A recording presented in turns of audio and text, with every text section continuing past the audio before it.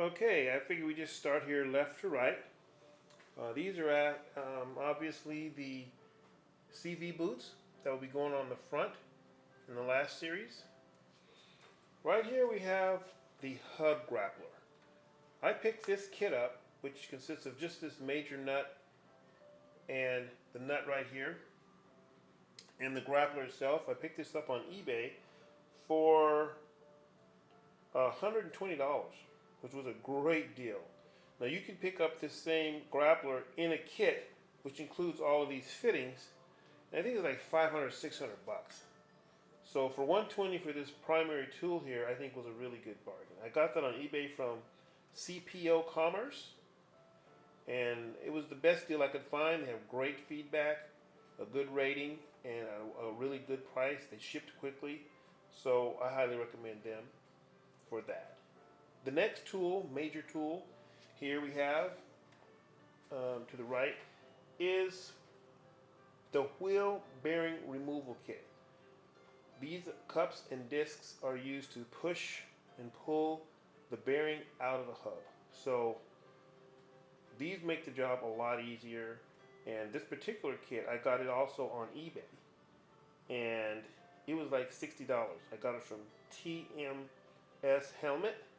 That's TMS Helmet on eBay, and I paid $60 for this entire kit. So it beats $500 actually more to get it with the OTC kit, and it looks to be just fine in terms of quality. Okay, the next major tool that we have here, I bought this whole kit, but the only one I really needed is the tie rod end puller, or it's also called the end bearing race puller, and that's this little guy right here on the end. This little guy right here. This tool, oh my God, this one will save you so much work. This pulls the race of the bearing that comes out when you remove the hub.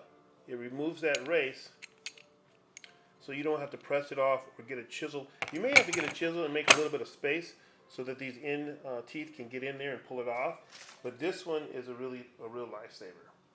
The other major tool that you will need is the ring clip remover here, and of course a screwdriver to help you remove that ring clip.